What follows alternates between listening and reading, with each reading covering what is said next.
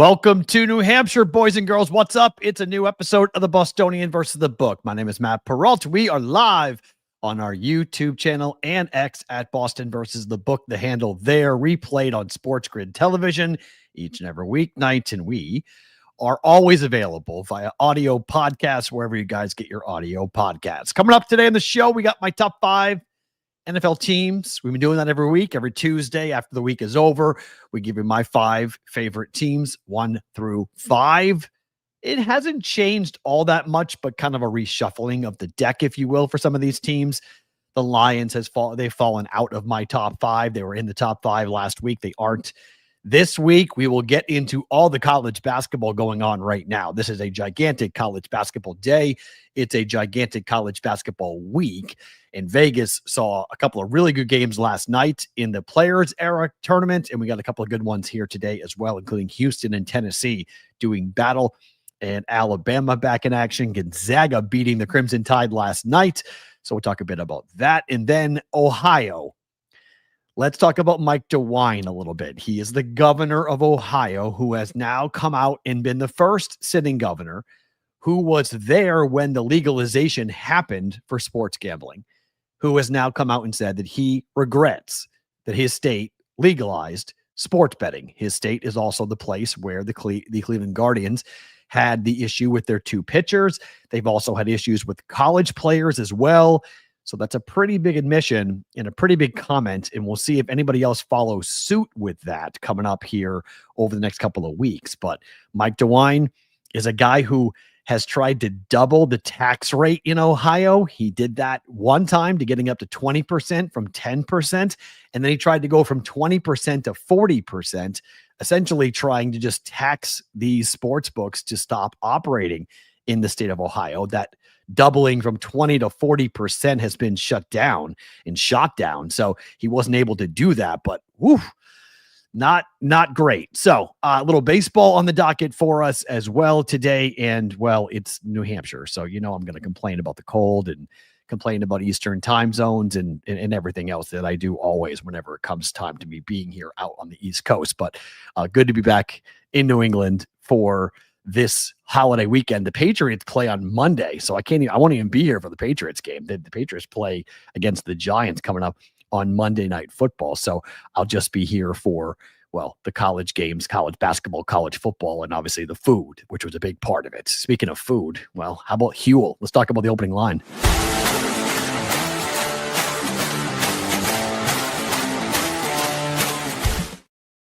Opening lines being brought to you by our friends at Huel. If you go to huel.com/BVB, this is the last week of our promotion with them where you guys can save 15% off using the code BVB.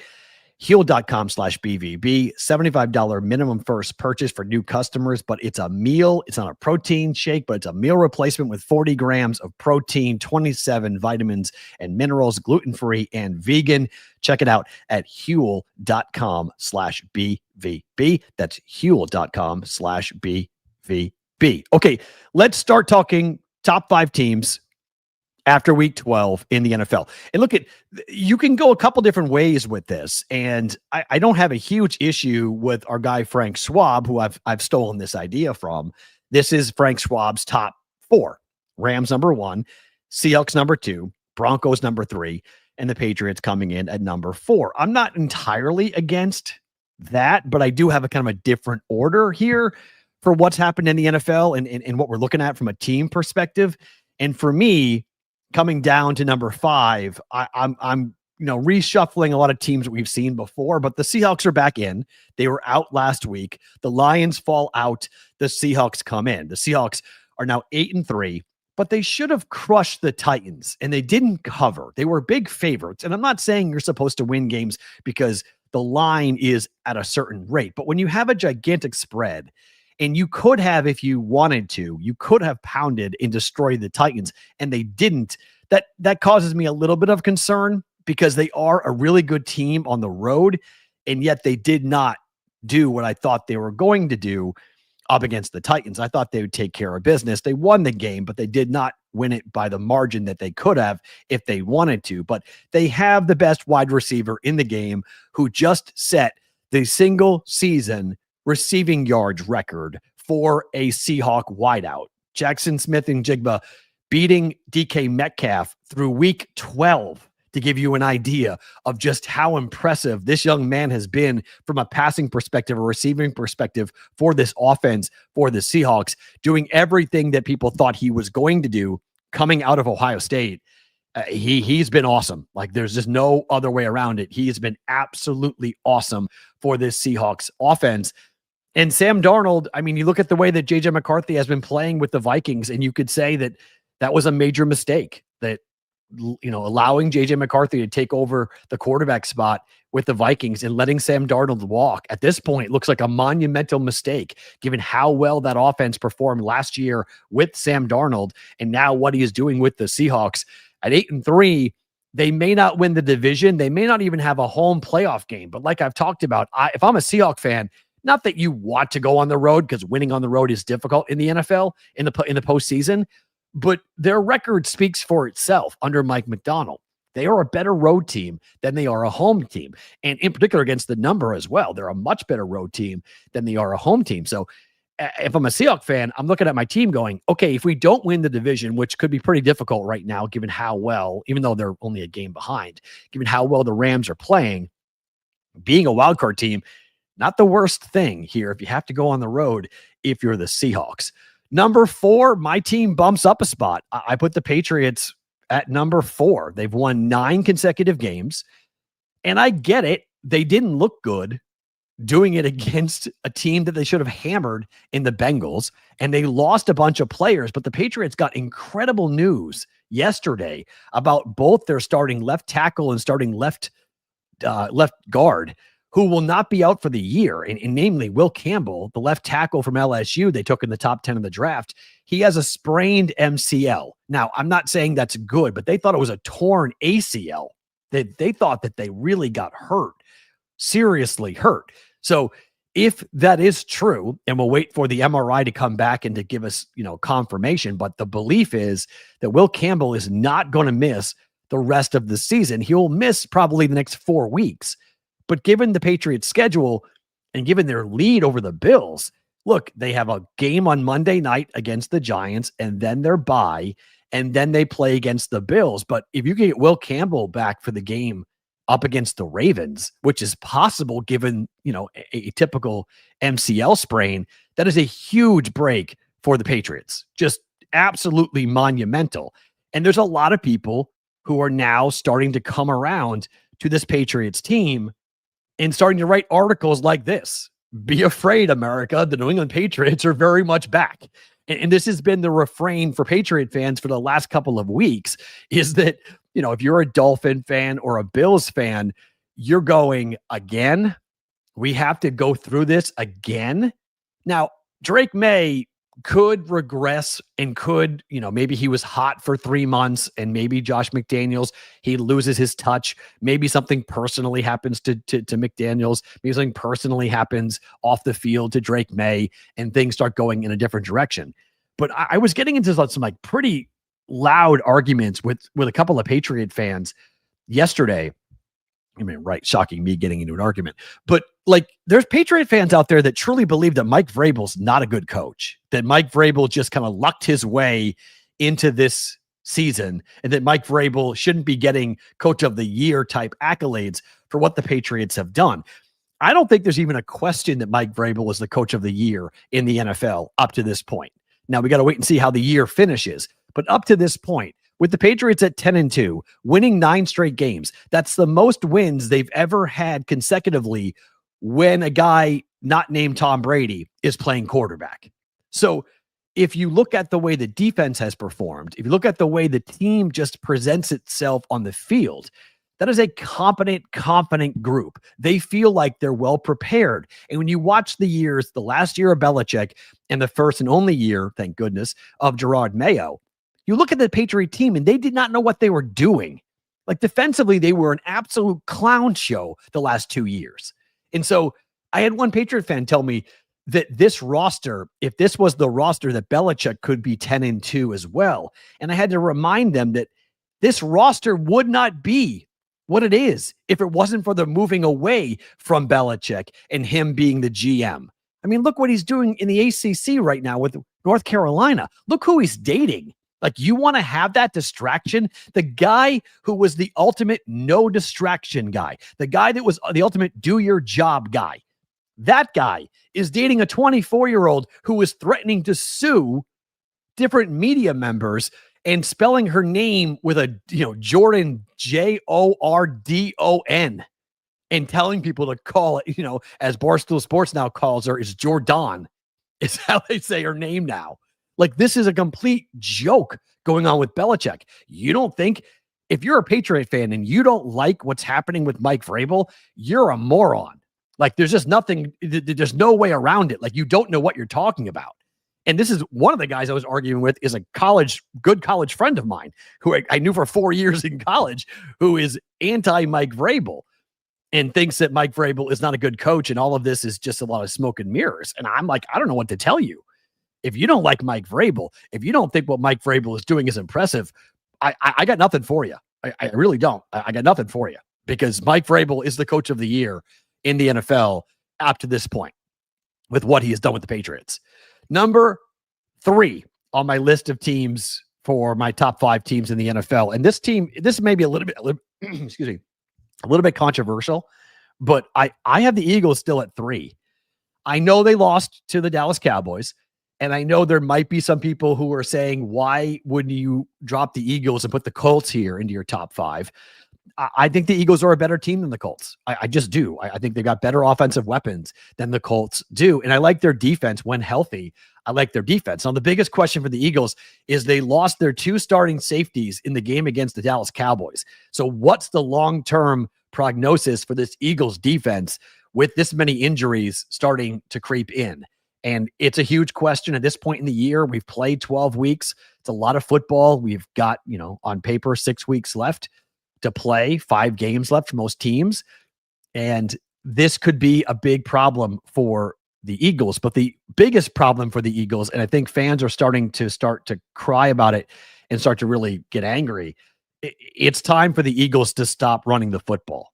Like, A.J. Brown and this receiving core, I think Devontae Smith, A.J. Brown and company, you have to just get rid of the running game. It's not there.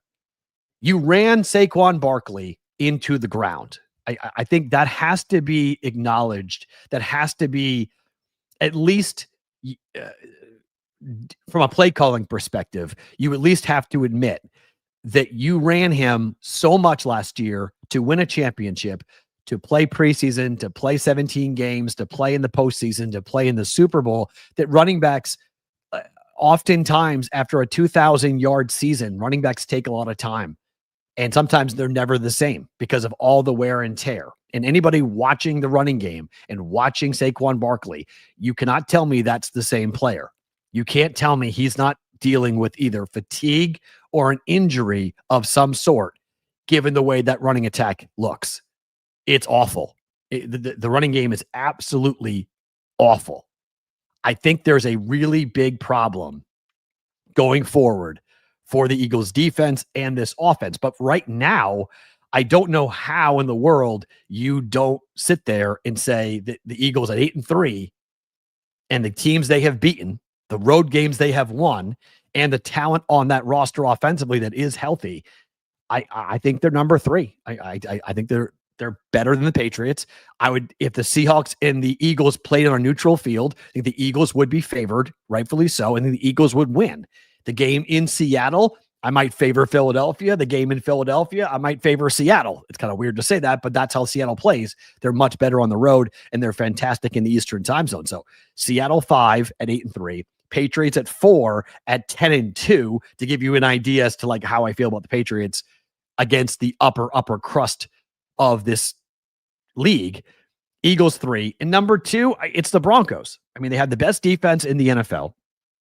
And they got a huge break yesterday when they found out that it looks like, I mean, it's probably true, that they're not going to face Jaden Daniels, that he's not going to be in the lineup playing quarterback for the Commanders coming up this week. So the Broncos have a really good shot facing Marcus Mariota. They have a really good shot of being 10-2. just like the Patriots. And it's hard to argue that the Broncos aren't the best team in the AFC at the moment. Now, there's a lot of time between now and the playoffs, a lot of time between now and February. But right now, given that defense and given the home field advantage that this Broncos team will have, it really, to me, it comes down to Bo Nix. Like, that's what this whole year is going to hinge on. And sure, there are players who are part of the Broncos that are telling everybody that we are all in on Bo Nix, that Bo Nix is our guy. He's going to shut everybody up. And that might be true. Okay. And that very well might happen. We very well might see that happen.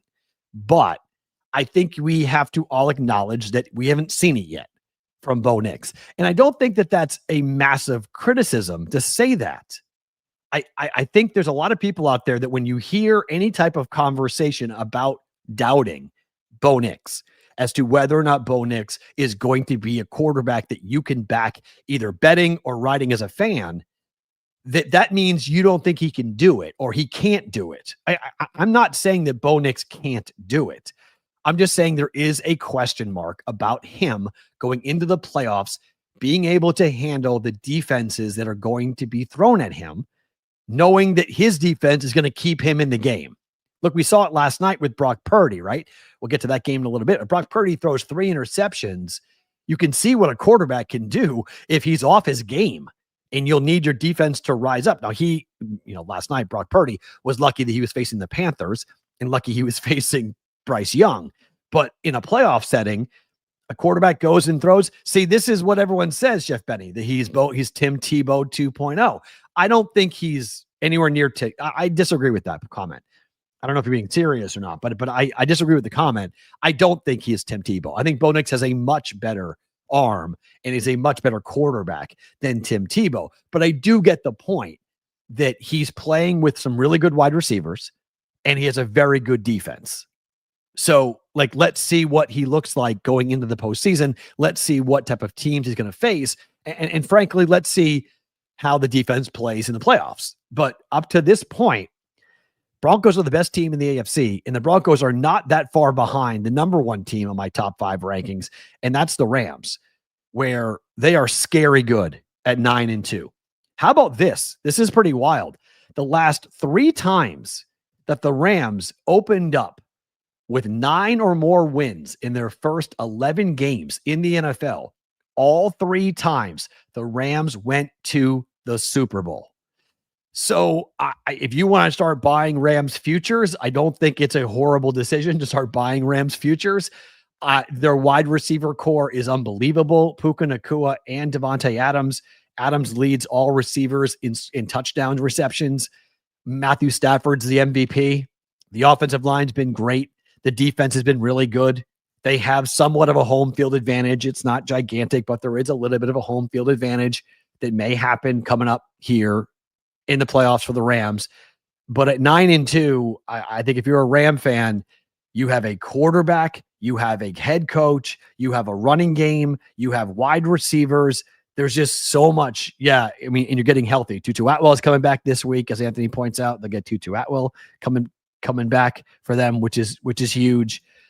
I think if you're a Ram fan, you feel very confident and very comfortable expecting your team to be in the Super Bowl. Here's an interesting bet. Bet the exacta for the Broncos Rams Super Bowl, 25-1. Now it's down to 19-1. Okay. I'm not going to push back on that at all. I'm not going to argue with that. I'm not going to tell you you're wrong about that. I think that's an interesting way of placing it. It's 2 number 1 seeds. So we'll see. I'll say it again. The thing that burns you, the thing that causes that exacta not to hit, will be the Patriots having the 1 seed and the Patriots going to the Super Bowl. I had, a fever dream of the Patriots and the Rams playing again in the Super Bowl and matching up. And what would the line be? And I was trying to imagine Rams, Patriots, Super Bowl. In the chat, what do you guys put the line? Guess. What's the line for the Patriots versus the Rams? And I know that's a homer take. I'm sitting here in New Hampshire, so I know you're going to go, oh, Matt's talking about the Patriots. I think there is a legitimate conversation to be had. If the Patriots are the 1 seed, can they beat the Broncos in Foxborough at Gillette? Yes, I do. I think that they can. I mean, the Rams are favored, right, in the Super Bowl, but how much? So CBW says 7.5. Chef Benny says 4.5. Brooke says 5. Eron Sean's going with 5.5. King of Car Seat says 3.5. There's your low. Cole says 4.5 for the Rams. Okay, that's interesting. I had it at 3.5. I had the same as King of Car Seats. I had the same number in my head because I don't think the books would give the Patriots that many points, given Mike Vrabel's pedigree and given the fact the Patriots will be outdoors, which you would think the game being in Santa Clara would help LA. Sorry, would help the Patriots rather, even though LA is playing in their home state in California and in their home time zone. I think the Patriots would wind up getting it. Ross Randall says 4.5. I say 3.5, but 4.5, I could see that as well. Whoa, Sonic says pick them. There's your low. There's your low market. I don't know. That would be wild. But the Patriots are 2-0 against the Rams. So it wouldn't be a rubber match. Patriots beat them in 2000. Patriots beat them with Tom Brady later. It wouldn't be a rubber match. It's 2-0 Patriots. Pats have never lost to the Rams. So, like, I would be very curious to see. Both teams are turf teams. Both teams are turf teams. Patriots play on grass. What do you mean? Patriots play on grass. So, although, is it turf in Foxborough? Is it field turf in New England? It might be field turf in New England. I can't remember on that. Yeah, Patriots would be going. Yeah, I agree, Tyrone. This is my number, 3.5. You would tease the Ram to plus 2.5. You don't cross 0, CBW. We don't cross 0. But I mean, I think the Rams want a clear shot at it. You know for sure Sean McVay wants a rematch. Sean McVay that football game was ridiculous. Remember, that game had every under hit. That was the best Super Bowl for the books with props of all time. Like, nothing hit. Nothing went over. It was a complete slugfest, boring, hard to bet any overs. It was crazy. So, I'm really curious to see how this goes and the way things are going to go for this year. But I had a dream of it going like, man, Patriots Rams 2.0 or 3.0 would be wild.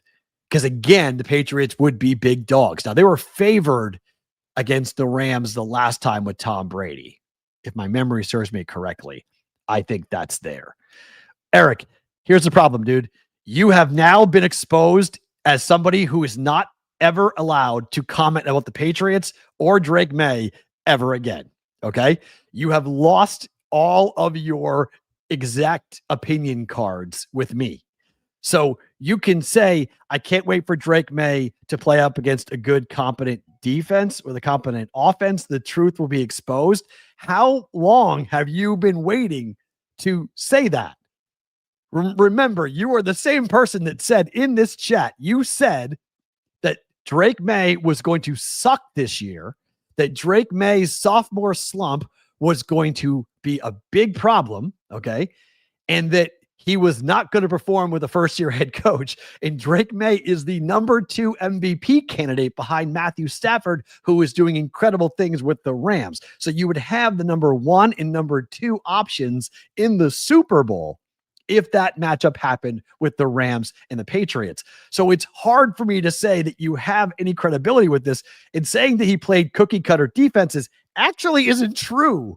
That's not actually true. If you look at the numbers and the teams the Patriots have faced defensively, you can say they played bad offenses. I'll give you that, but they played the Bills and beat the Bills. The Patriots schedule is not as easy as people think. It's not as layup after layup after layup. It's easy.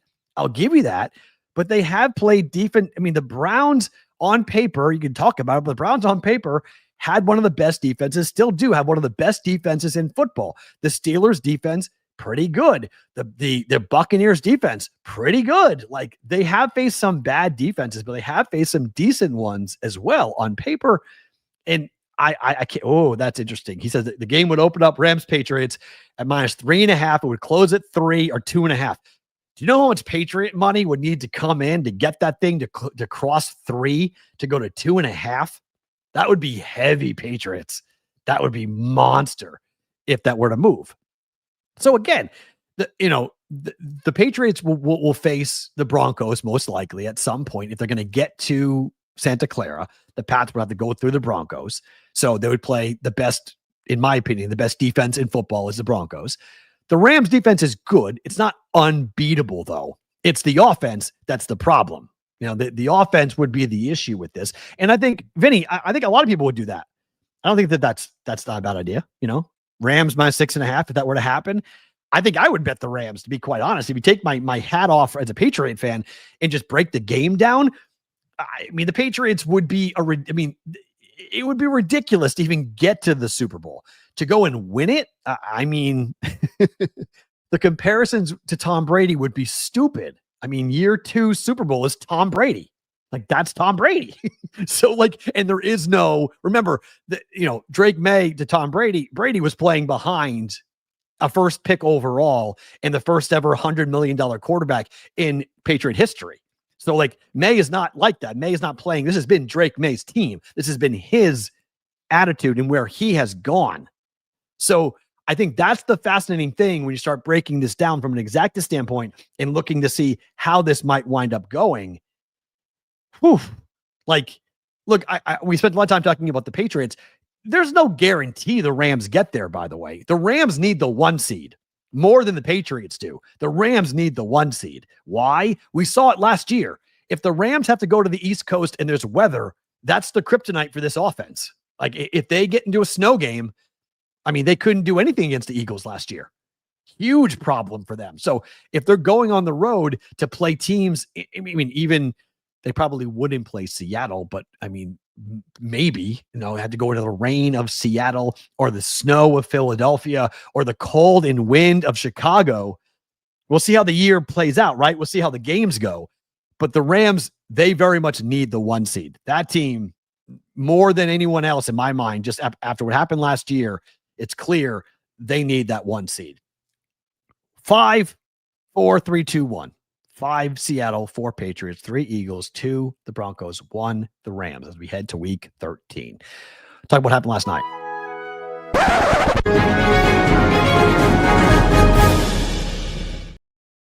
All right, what happened last night? The 49ers beat the Panthers in an absolutely disgusting football game. One of the worst games we have seen for Monday Night Football so far this year. Brock Purdy throws 3 interceptions in that game, and there are big questions about what the 49ers need to do at the quarterback position. I don't know if I am subscribing to the idea where is that? There it is.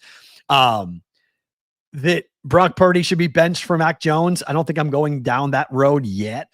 But Christian McCaffrey had way too many touches yesterday, 31 touches for McCaffrey. It felt like every single time Brock Purdy went back to pass, I don't normally do the whole freeze frame thing and try to see where receivers are open. But I had some extra time last night as I was flying, and I had some time to kind of pause the back of the TV screen that I was watching. So I'm on a plane, I'm flying to New England. And I'm watching this game on the back of the headrest, right? And so I'm watching it, and I'm watching Brock Purdy, and I'm hitting the pause button when I'm seeing where he is looking. And not to play wannabe Todd McShay here, but I'm watching wideouts and tight ends, George Kittle and company, running wide open all over the defense for the Panthers. And Brock Purdy is taking one look, kind of, and then going right to McCaffrey and throwing the ball to McCaffrey. He has a confidence problem.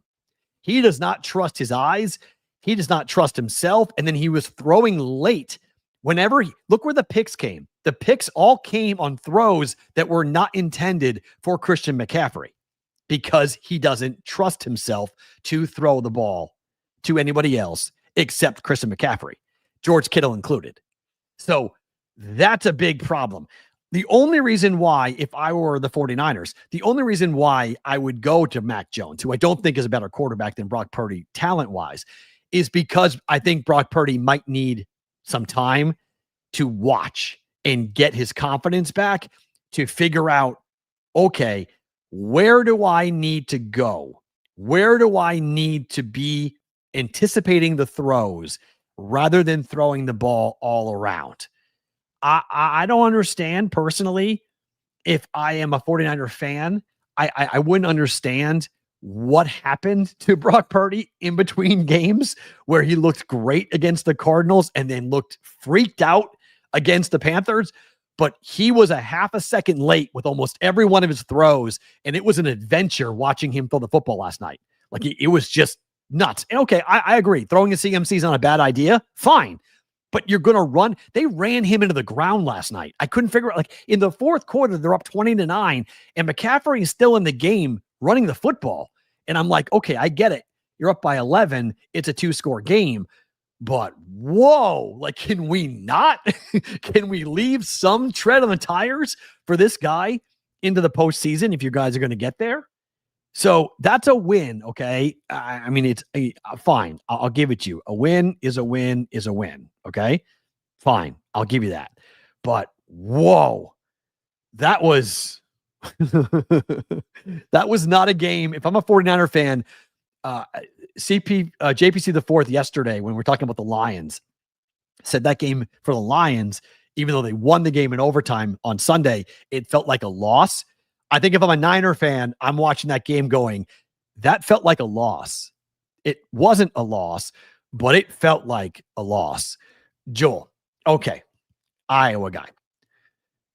Come on now. Calling Brock Purdy a gunslinger is an insult to gunslingers.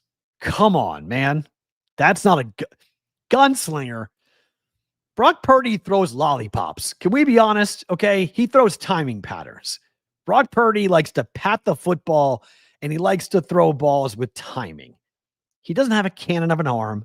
It's why he was Mr. Irrelevant, okay? It's why he was not highly thought of coming out of Iowa State, okay? And I get it. All you Iowa guys are going to run to the defense of Brock Purdy. But I'm not a Brock Purdy guy. I haven't been a Brock Purdy guy. I sure as hell wouldn't have given him the contract that the 49ers gave to Brock Purdy, because now they're stuck. They're really stuck. So I don't know.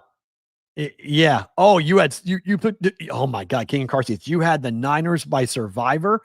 So I bet it in the first half. We talked about yesterday. I laid the 4, that cashed. The over was dead, like never even close. Brock Purdy was brutal. Like he was so brutal. He killed that the over was dead because of Brock Purdy.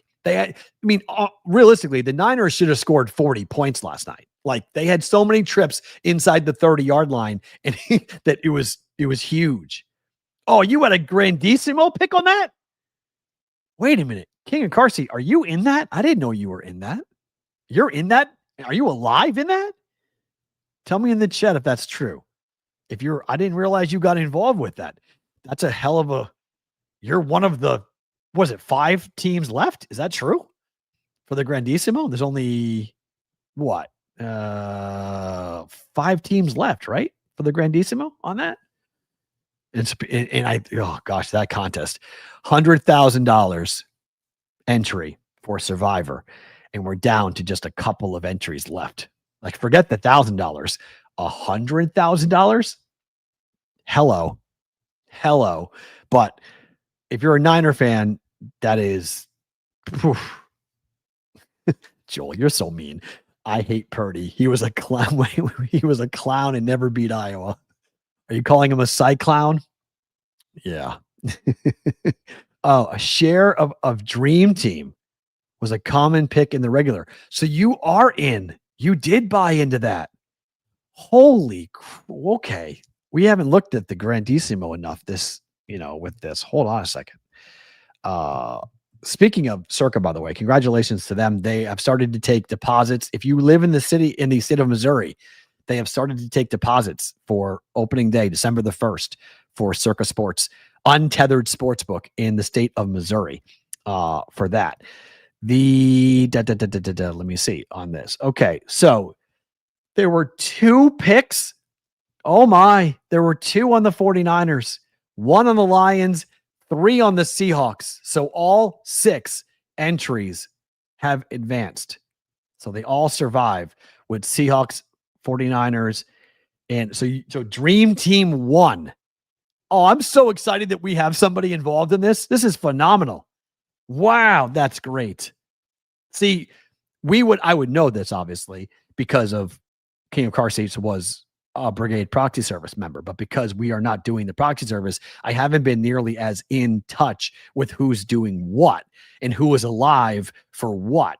So that's tremendous. That's a super cool story. So Dream Team 1, Bino Collection 2, FTW Degenerates 1, Gamballs 1, KUJQ, don't know what that says, but number 1, and Sammy Sadis number 2, along with the Dream Team, are all available. And what's cool about what Circa is doing, Circa is giving you who used what, which is available, what teams are available. Like the Dream Team, you guys still have, you've used a lot of good, man, this week's going to be tough. Oh my.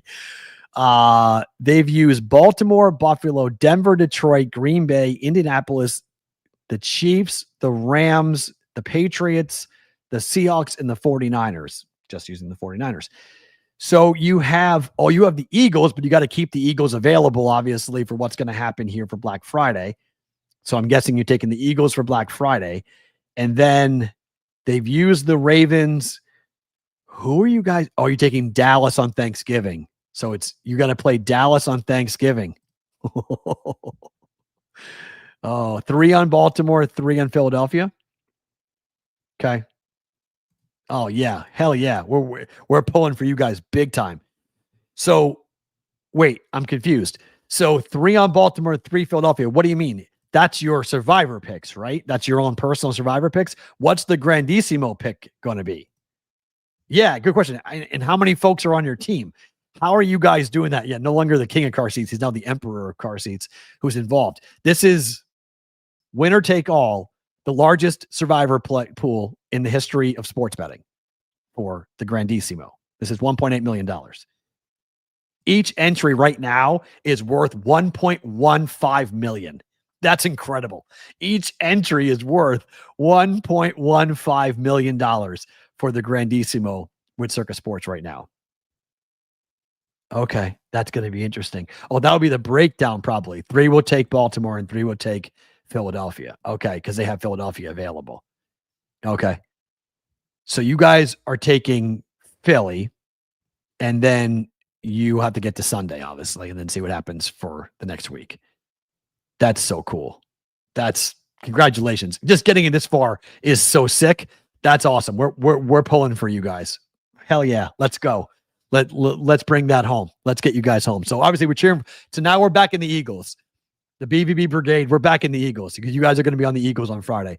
So we're going to be backing you guys coming up here for Black Friday, which is going to be super fun. I mean, just you got to get to the Thanksgiving and the Black Friday. This is the dream, to get to the Black Friday and to get to Thanksgiving. Bears on the road at the Eagles, Green Bay at Detroit, KC at Dallas, and Cincinnati at Baltimore. A lot more on those games coming up tomorrow with Adam Bjorn for a Bet Chris Arizona Wednesday tomorrow for us before the Thanksgiving holiday. All right, to continue what happened last night. How about this now? AP ranked teams against non-AP ranked teams in college basketball. It's now 104-1 because Seton Hall beat NC State yesterday, but every other ranked team that played an unranked team yesterday in college basketball won. The parlay I gave you guys yesterday, the Vegas Players Era parlay, that hit. That 3-leg plus 140, that hit. So if you're looking for another one here today, you would take Iowa State today against Creighton. The line crash in that game is unbelievable, by the way. I got 9 last night. That number is gone because Lipsy's out for Iowa State. So the number is totally crashed. And the Jays played Iowa State in an exhibition in October, and they beat Iowa State. So that number was way too high. But you would take Iowa State against Creighton. You would take St. John's against Baylor. And then you would take Gonzaga against Maryland. Those are your ranked. And then you take, it'd be a 4-legger. Take Alabama against UNLV. That's a W. Let's see what that pays out. So we're 1-0 with this. Let's do another top 25 ranked versus unranked players era tournament parlay. Plus 140 yesterday. So we're going Iowa State, which I'm actually kind of scared about the Iowa State game. I think Creighton might have something for Iowa State today. More on that game in a second. We're going to take St. John's. We're going to take Gonzaga. And that's minus 105. Iowa State, St. John's, Gonzaga is minus 105. And then if you add Alabama into that, it's plus 107. If you want to, this is what I would do. I would drop Iowa State. I'd take that out. Oh, that's a minus 191 parlay. Oh, okay. If you drop the Iowa State game, the odds change dramatically. NC State's beating Boise State. Go ahead and bet that. Let's do that. And that's part of the players era too, right? Yeah. That's still part of the players era. You can take NC State. No, that's in Maui. Shoot. That's the Maui Invitational. But okay. So you do a cross sport for that. So there's your 4-leg money line parlay. If you, it's the, you got to keep Iowa State. It's the rules. I'm a little nervous about it, to be quite honest. I'm a little nervous on it. Okay. I think the Jays, they played pretty well in the second half against Baylor yesterday. And I laid the 3 with Baylor and we got that right. I gave it to you guys yesterday to take Baylor. So, I don't know. I'd be careful. I think we just dropped the Creighton Iowa State game altogether. St. John's, Gonzaga, Alabama, NC State is plus 104. That's a 4-leg money line parlay of ranked versus unranked. In that, who's losing? UNLV is not beating Alabama. Maryland's not beating Gonzaga. St. John's might get pushed by Baylor, but I think St. John still wins that game. And then NC State will take care of Boise. Boise's pretty bad. Boise's had some really bad losses on their schedule. So that should be a W. So that's a plus money parlay. It's not big plus money, but it is plus money to come in and take that. So, I mean, that's 104 and to 104 and 1 is 104 and 1. That's a great point. Whitrock, I forgot about that. I forgot about the Maui Invitational rims. Damn it. That's my fault. Shoot. Okay, hold on a second. How many? Because I've been so caught up with the players era, I forgot about Maui. What did the games do yesterday at the Maui Invitational? Did we go over? Let me see here. Let's see. Maui Invitational games yesterday. We had Seton Hall. That's where the loss happened. Seton Hall beat NC State. That game, 85-74. In that one, Seton Hall is 6-0 on the year, by the way. But from a gambling perspective, what happened there? That doesn't say. Shoot. If somebody knows, tell me what the line was in that game. 85-74 feels like that game went over, but I might be wrong about that. I think that game went over. Huh. So look at the games today. The games for the Maui today, you've got NC State, Boise State, and you've got Washington State, Arizona, 153.5 or 158.5 for Washington State, Arizona State. I might go with the over for Washington State, Arizona State at 158.5. I think I like the over in that game. So just to explain what he means by the soft rims, Anthony, the Maui Invitational is played in Chaminade's home gym, and they moved it for COVID because they had to move it to Oahu to play at the University of Hawaii at the Stan Sheriff Center. And we got a clear look at what that tournament is like in a different gym because the scoring was way down when they played it in Oahu. When they played it in Maui, that's an old gym with original rims, and the rims are very favorable for shooters. A soft rim is easier to score on. It's easier for a bucket to rattle in than a stiff rim. If you're shooting at a basket, you want more favorable, given the rim lets you score more often. So the balls that are put up there on the rim tend to bounce around and fall. Okay. So that's what he means by soft rims at Maui. That's wild. I totally forgot about that. Very, very cool. Shout out to the Pistons. How about what the Pistons are doing? 13 in a row. That ties the franchise record for the Pistons.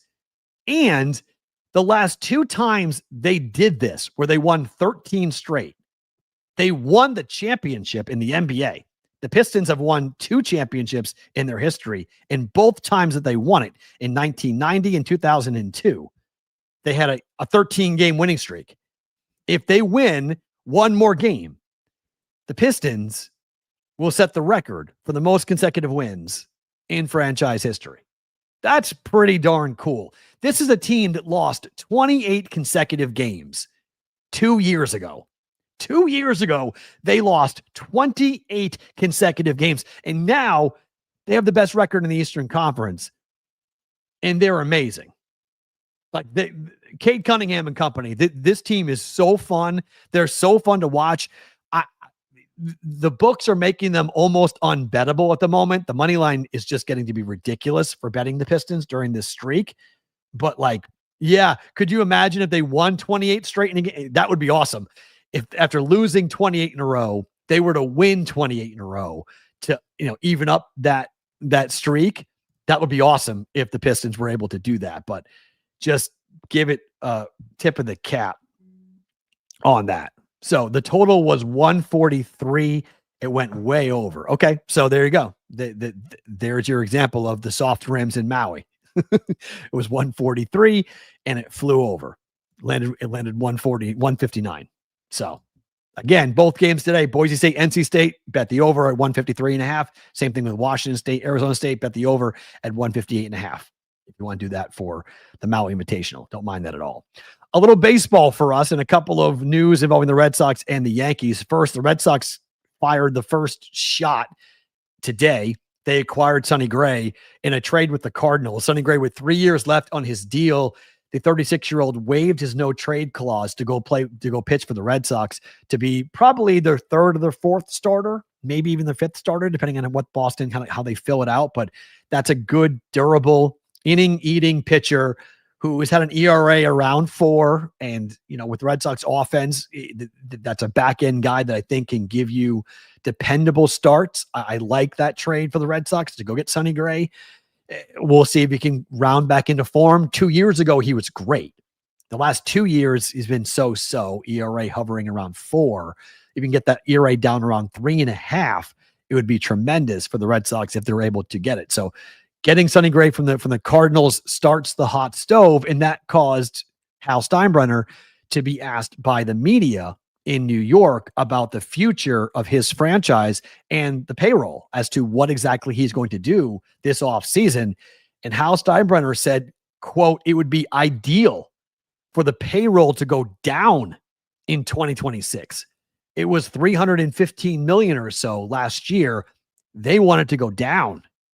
So this is any Yankee fan who is seeing this and hearing this, they just want to freak out. Like they can't handle when Hal Steinbrenner says stuff like this, that they remain, quote, committed to winning a championship, but they're not sure they want their payroll to go up. It was $319 million, not $315, excuse me, $319 million when you calculate the tax purposes, the competitive tax purposes for the Yankees. He said, quote, "Would it be ideal if it went down? Of course. But does that mean that's going to happen? Of course not. We want to field a team we know can win a championship, or we believe could win a championship." That's not great. That's not great. He was asked about the team's profitability, and Steinbrenner said that regarding the assumption that the Yankees are running on profits, he said, quote, "I don't want to get into it, but that's not a fair statement or an accurate statement. Everybody wants to talk about revenues. They need to talk about our expenses, including the $100 million expenses to the city of New York that we had to pay every February 1st, including the COVID year. So it all starts to add up in a hurry." Here's the thing: when you're the owner of the Yankees, when you start talking about how much money you have to give to the city of New York, no one cares. You are not going to have a sympathetic ear from anyone, whether it be in your fan base or not in your fan base. You are not going to have a sympathetic ear. 16 straight years without a World Series championship for the Yankees. There's a lot of people who are pretty angry. There's a lot of Yankee fans that are sick and tired of what this team has done. And they're really sick and tired of Hal Steinbrenner, because this is the opinion of most people. Cry me a river. Nobody wants to hear it. Nobody cares. Nobody is going to sing any sad songs for the New York Yankees. And Hal Steinbrenner runs the team like a business. You can't run baseball teams like businesses. It doesn't work like that. They are not going to be anything what you want, because this is not a good business venture. Like, it's just not.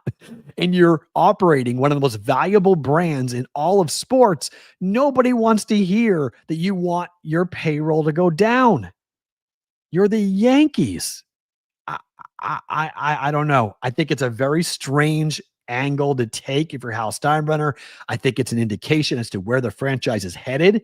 And I think it's going to make Yankee fans even more angry, because they want a championship and they want it yesterday.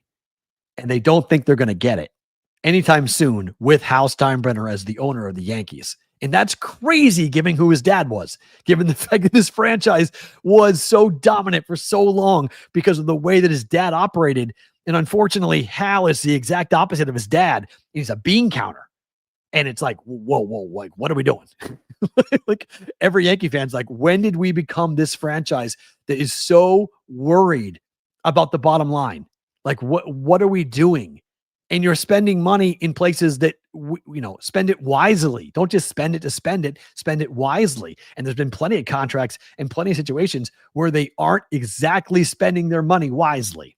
So no one's crying for the Yankees, including me. But Hal Steinbrenner, oh boy, I don't know, man. Not the angle I would take with Yankee fans in November to say, ideally we would spend less money next year. Wait, what? Not the angle that people want to hear at all coming from the Yankees. News of the industry is interesting.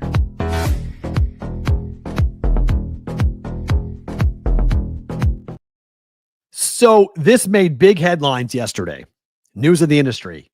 The governor of Ohio, Mike DeWine, has now said publicly that he regrets legalizing sports gambling in the state of Ohio.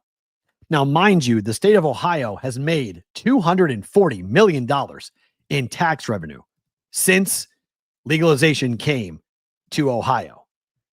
But this is the state where we saw the Guardian pitchers get in trouble. This is the state where we've seen college athletes get in trouble. But this is wild to me.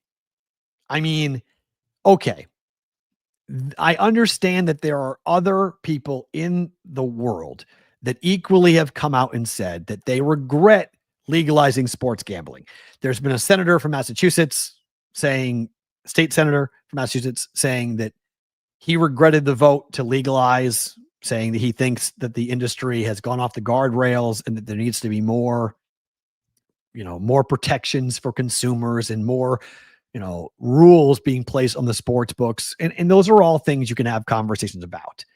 But let's just talk about this for a second, because I got the stat wrong. It's 450 million, not 250 million. Ohio's made $450 million in tax revenue since online and retail sports betting became a thing just 2 years and 9 months ago. Okay. 2 years and 9 months ago, this became a reality. But Mike DeWine has been talking about wanting to get rid of micro betting and wanting to have a bunch of things. He said, quote, to the Associated Press, "Look, we've always had gambling. We're always going to have gambling. Yup. But just the power of these companies and the deep, deep, deep pockets that they have to advertise and do everything they can to get someone to place that bet is really different once you have legalization of them. Ohio shouldn't have done it. Yes, Ohio should have done it, because that's how we police this. Like, that's the thing that is going on across the country that I think everybody needs to stop for a second and go, if you made $450 million in tax revenue off of sports gambling, think about how much money, was being bet in your state illegally. How much money was going to the black market? How much money was going to your locals, right? So instead of saying, I regret sports gambling becoming legal here in the state of Ohio, how about talking about finding ways to curtail the way it's done in your state? Why not try to have some leadership and try to put some guardrails up in Ohio? Why not try to go and make it better? Rather than saying, I regret us ever doing it, let's not throw the baby out with the bathwater here. Let's just make it better. Let's find ways of protecting people. Let's put forth some aggressive anti-advertising, curtailing the advertising that what is allowed and what is not allowed in the state of Ohio. The Supreme Court gave it to you, states.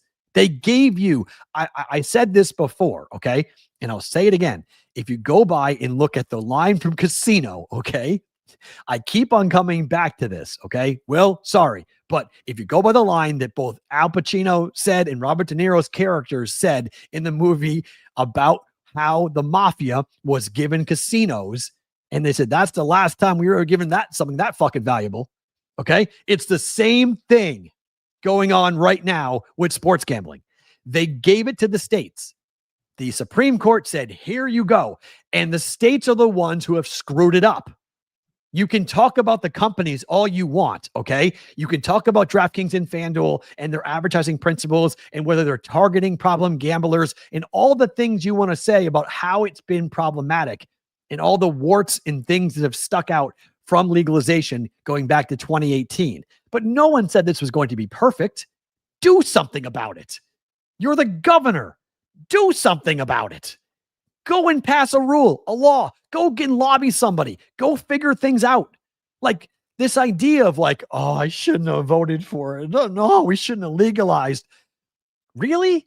Because you probably would have been voted out of office given what Ohio is doing from a betting perspective. There are states, including Ohio, that are doing $1 billion in handle in a given month. $1 billion.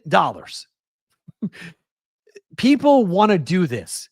Let adults do adult things, okay? It's the same thing with cannabis. For states that don't have cannabis legalized, you see how much it's being done and how much it's being abused and all the things that go on with it. And you legalize it, you police it, you tax it, and you can make it safer. It's the same thing with sports gambling, unless you allow it to run roughshod and do whatever they want whenever they want it. And that can be issues. I've never lived in Ohio, so I don't know about the different nuances. But just generally speaking, having legalized sports gambling is not a bad thing as long as you police it. The sports gambling watchdog companies, that's how we caught the Guardian pitchers. If we didn't have legalization, they would not have been caught. Okay? And I am 100% okay with treating advertising for betting like cigarettes. I am. I am. I'm 100% okay with different, labels and different discretionary words have to be put ports. I am 100% okay with saying you can't advertise at ballparks or you can't advertise in broadcasters. I'm totally fine with that. Like whatever you want to do to curtail the business to make it safer. Like, do I think that every kid watching a baseball game on a Sunday afternoon should have to watch 15 different ads for DraftKings or FanDuel? No, I do not. I think it's wrong. I do.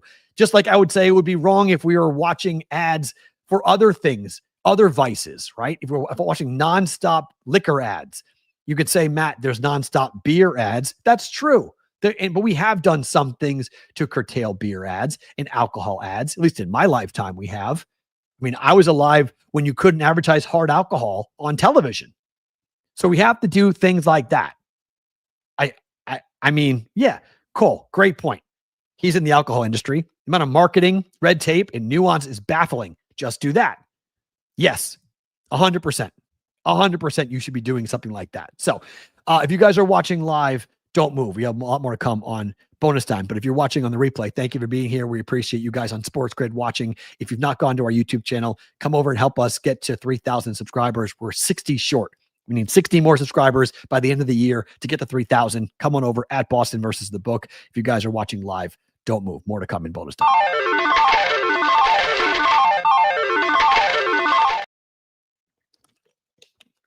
Okay.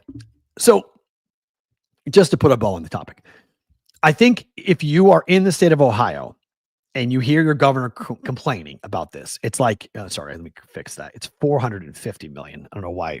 I don't know how I wrote 240. That was just not right. Sorry. $450 million in tax revenue. That's a lot of money. Like, that's a lot of money. You're going to say no to that? Remember, Mike DeWine, when it first launched, there was a 10% tax rate in Ohio. People commended Ohio for having a good tax rate for sports books to operate. They doubled it. They went to 20%. They went from 10 to 20%, which is anti-competitiveness. It's anti-business. It's a big drag on the industry. That wasn't good enough for Mike DeWine. Mike DeWine then flipped around and said, okay, it was 20. I want 40. He tried to make a 40% tax rate in Ohio. Now, it was DOA. It never went anywhere. Nobody took it seriously, but he tried to do it. He tried to put it into the 2026 budget. He tried to have a 40% tax rate. And people were like, yeah, get out of here, bro. Like, what are you doing? Like, just get out of here. Like, we ain't doing that. Like, we're doing a 40% tax rate. It died. But that's where Mike DeWine, he's trying to tax this thing out of existence in the state of Ohio.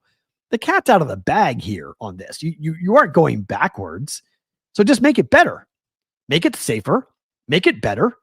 Just be smart about it. Like, just be smart about the way you're doing this and try to be, if you want to be on the forefront of, being a state that takes this seriously, you can copy Massachusetts. I mean, get your gaming control board to have some teeth. Investigate people. Hammer if you find a case where a book is doing something wrong, if they're being predatory or they're being unfair, throw the book at them. Give them the maximum. Go to your laws and create a big problem for them and make sure everybody does it the right way in your state. Make sure everybody is on board. Make sure everybody is okay with how the business is being run. But talking about regretting legalizing sports gambling is ridiculous. Like, again, I've been saying this a lot. Yes, and that is a billion with a B. Yes, $1 billion, $1 billion in handle for Ohio. Let's see the last one. The last time. Let's see. When the last time Ohio had $1 billion in handle? January. Okay. March. Let's see. Yeah. In November of last year, $1 billion handle. Let's see. They generated their second $1 billion handle in that was in November, was the second time that happened. And then it went to January of last year, and it also went to $1 billion. So just to give you an idea of how much people have bet in Ohio. Like, they have months where they have $1 billion in handle on things that people are betting on. So lot of things going on there with Ohio. Let's make some bets.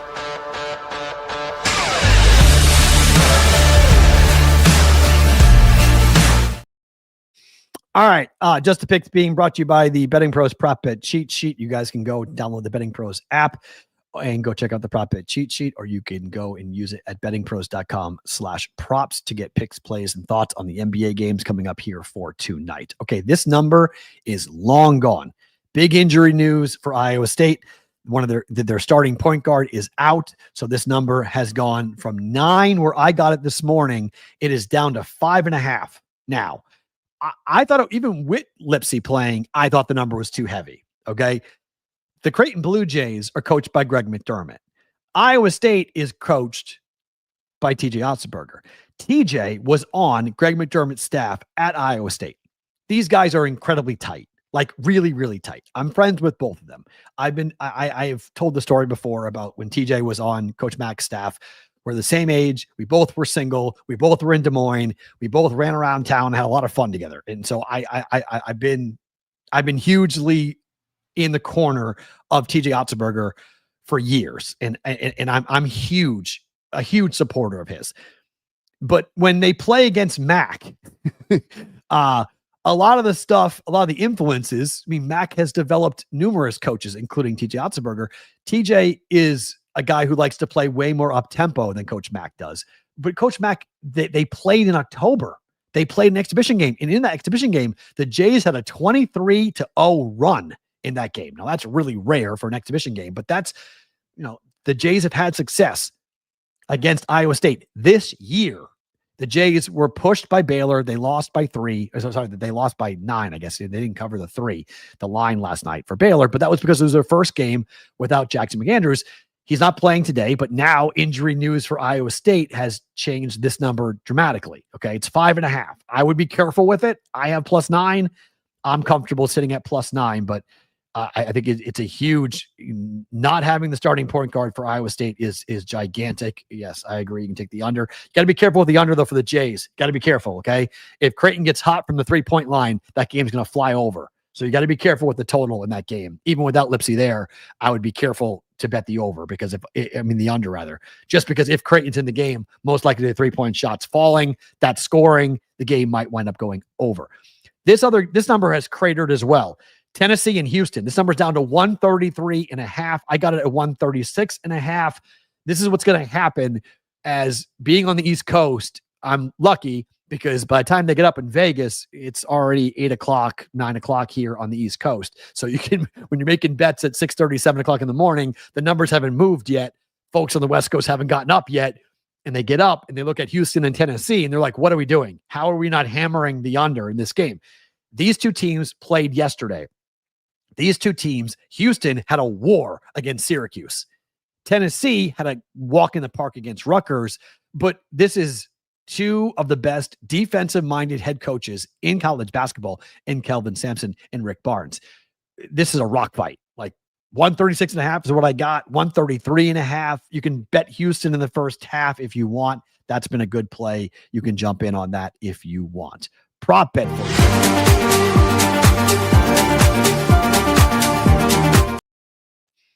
Oh, look at this. Godfather's Pizza. Well, you're bringing me back, Sonic. Godfather's Pizza in Iowa. There's Come and Go and there's Godfather's Pizza.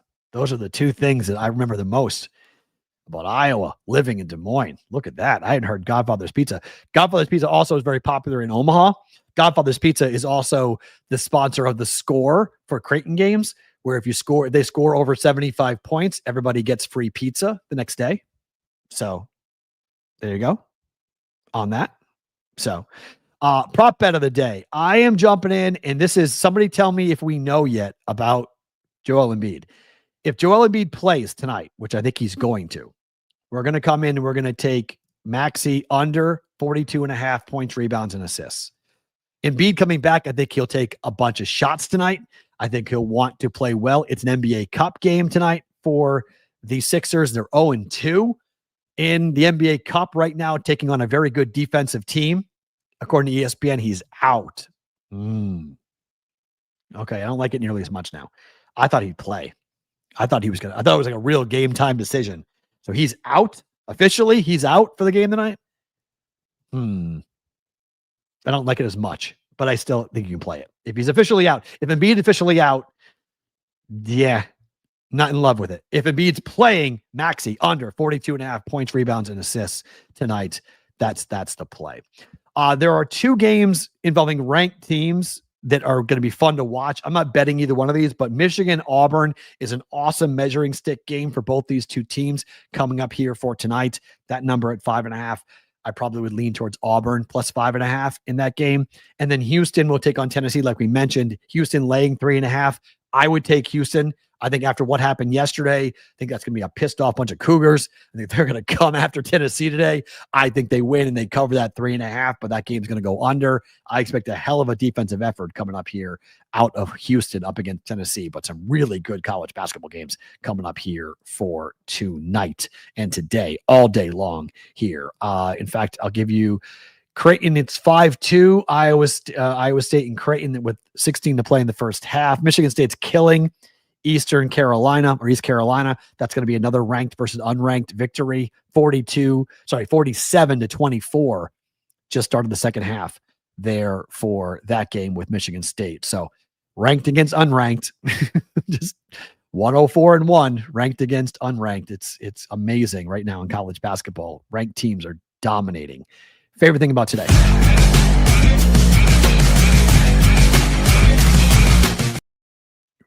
Favorite thing about today? Well, two things actually. First, I get to go see my surgeon here I got to go. In 30 minutes, I see my surgeon and he gets to tell me how I'm doing with my arm. So I'm excited about that, to see how my progress. It's why I had to come here today to go see my doctor who did my surgery on my pec, because things haven't been great. So he gave me a cortisone shot last time I was here. So let's see what he gives me today. Hopefully things are good. And then Amanda Brooks, my daughter, and I were going to get their Christmas tree, and we're going to a Christmas tree farm. My daughter has never been to a Christmas tree farm. So this is fun. So it's an East Coast thing. She was born here in Boston. She was born at Melrose Wakefield Hospital, but she's never gone and done like a lot of the traditional New England things that we've all done. So after my surgeon meeting, after my appointment with my doctor, we're then going to a Christmas tree farm to go take my daughter to do that. So I'm super excited to show her, we've had real trees. We had a couple of real trees in Vegas, but it dries out so fast. Like it just dries out 2 seconds. You can have a month-long tree. As long as you water the tree here in New England, you can keep the tree for the entire month. You can't do that in Nevada. It's 2 weeks and the thing is dried out and dead in Nevada, and then it becomes a huge mess. So we stopped doing real trees in Nevada and started doing fake trees in Nevada. But my daughter was very little. She was the last time I had a real tree with her, I think she was 5. So now she's 11. So it's been a bit. So looking forward to getting over to a Christmas tree farm. Guys, thank you for being here. If you've not hit the subscribe button to the YouTube channel, please do so. We're trying to get to 3,000. We're close. Just 60 more subscribers we need for our YouTube channel to get to 3,000. It's an arbitrary thing. We don't get anything for it, but please. And then tomorrow, I should have a full update from our guy Corbin. Will have a full update as to what's going on here for the store. It's coming along. We're almost done. The BVB store with shirts, hats, gear, hoodies, and stay tuned for giveaways. Once the store goes live, we'll start doing giveaways. We haven't been able to do that. We'll start doing that tomorrow. We'll talk more about it. And then hopefully come Monday, store goes live on Cyber Monday and we start firing. He says it's almost done. We're almost done. We're almost there. After 4 years, we're almost there for the first ever BVB store. Ridiculous. Thank you for being here. Talk to you tomorrow.